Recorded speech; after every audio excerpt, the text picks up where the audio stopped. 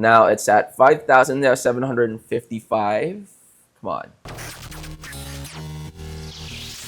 What's up, guys? So last time we did the Nerd QX, the regular version with just a fan. Now this time we have the Nerd QX++ from ASL Miner. So go ahead and check this one out in the description of the video as well. We will be putting it inside the fridge once more and do some overclocking to see, now, is it worth it?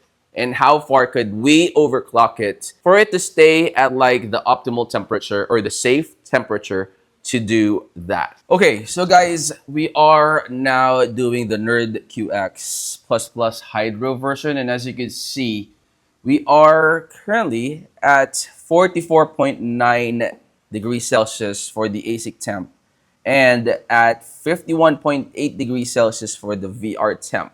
Now, what I actually did is I changed the target temperature to 45. I could even go lower than that. And one thing that I noticed is that for the Nerd QX Hydro version, it's easier to get the temperature lower if you put it inside the fridge compared to just the fan version. So let's try to do, like, just for fun, do the 40 degrees temperature target before we start tweaking, overclocking this bad boy. So as you can see, guys, right now, we are at 4,700 or 4,800 now. And then the expected is just the default, which is the 4,896 gigahash.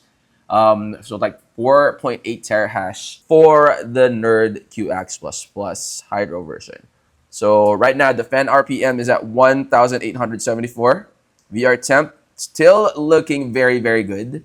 So 51.3, and then ASIC temp is at 44.6. Let's for it a little bit to see how far it will go down in terms of the temperature. Now, the fridge is set to maintain a temperature of 1 degree Celsius. So I actually am thinking of also doing another video and putting this hydro version inside the freezer, how low we could go and how far we could go in terms of like overclocking this thing. So now we are at 4,900. So again, guys, we are still at the default frequency and core voltage for this unit. Okay, 44.5 and 50.9. Wow, it's still going lower and lower. Okay, so right now it's at 44 degrees.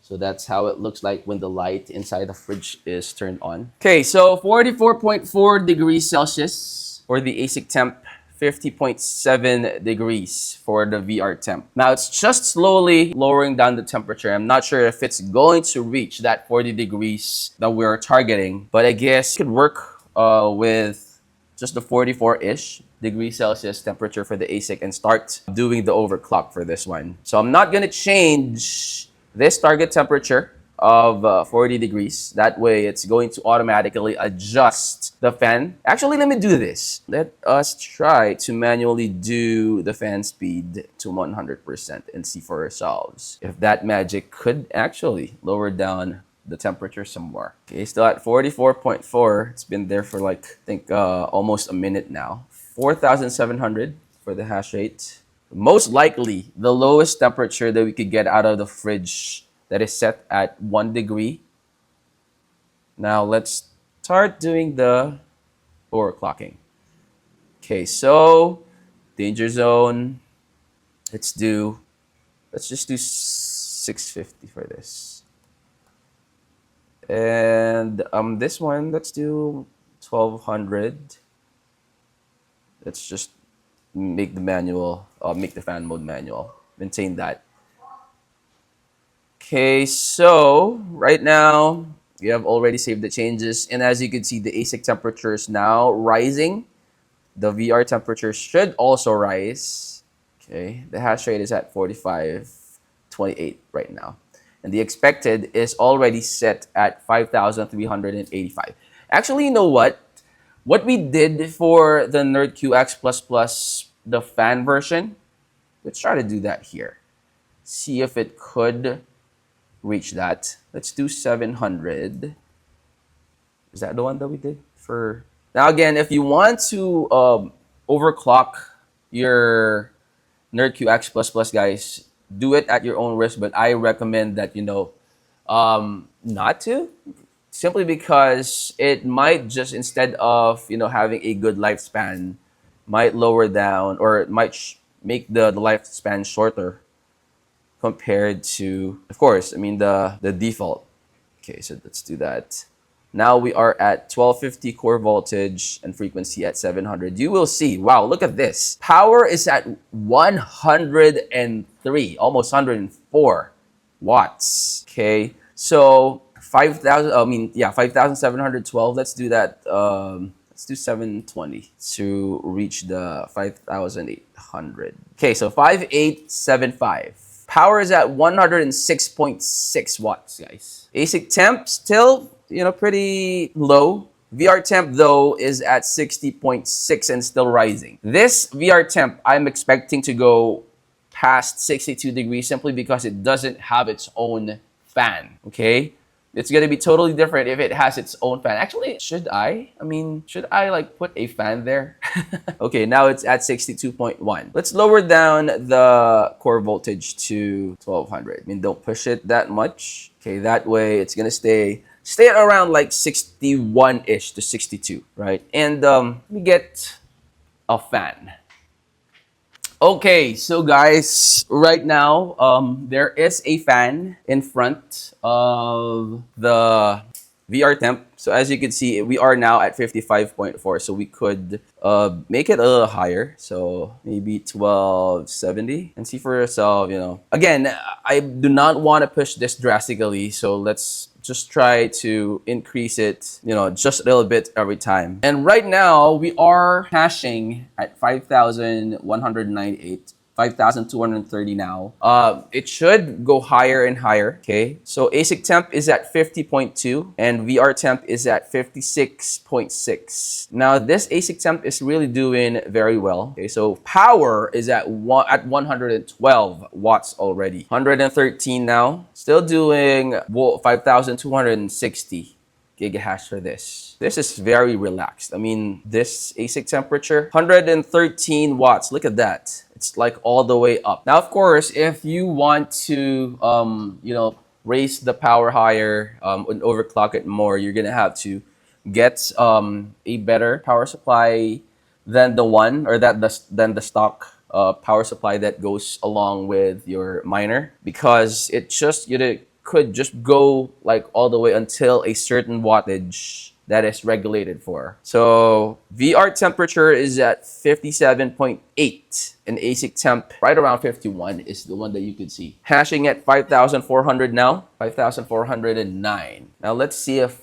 with all the settings that we did, if it could even go close to that 5,875 gigahash that is expected. But at times, surprisingly, if you still have the default settings set for your NerdQX++, it may spike to right around like 5,600, but then it's not gonna, of course, maintain that for so long. It goes down and then goes back to its regular hash rate, like 4.6, 4.8, 5,000. That's what I noticed since I had this one. But right now, the power, it is supposed to be, at default, you will get around 80-ish to 85 watts of power. Now, as you can see, it is at 1,113 watts. ASIC temp is still at a very good optimal range. VR temp still good.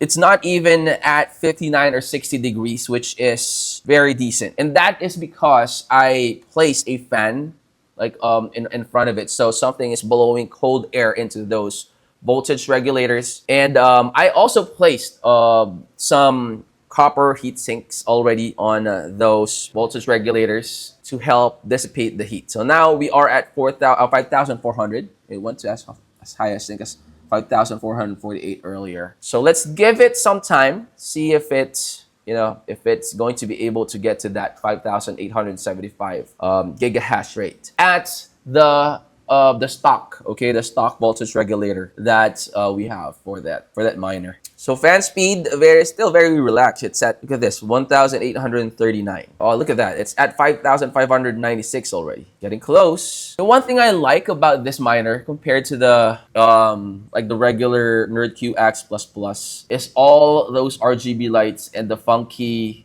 you know, heat sink, because it's the AIO water cooled type of Nerd QX++, so it has that swagger. I mean, I like the design. So if you have it like in your living room, it really looks very, very cool. So guys, 5,700 right now. Okay, we're getting close. Oh my gosh, look at that. 5,708. Okay, now it went down. Probably I jinxed it.